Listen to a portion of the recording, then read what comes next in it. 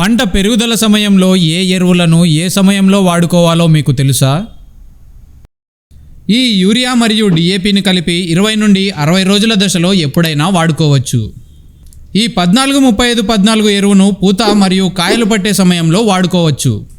20-20-0-13 లాంటి ఎరువులను మొక్క మొదటి రోజుల్లో అంటే 20 నుండి 30 రోజుల దశలో వాడుకోవచ్చు. 13-0-45 లాంటి ఎరువులను పూత మరియు కాయ పట్టే సమయంలో వాడుకోవచ్చు.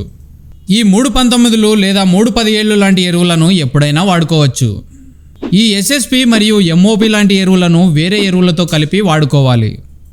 ఇప్పుడు కేంద్ర ప్రభుత్వం రైతులకు అందిస్తున్న కొత్త డిఏపిలో 18% నత్రజని, 46% భాస్వరం ఉంటుంది.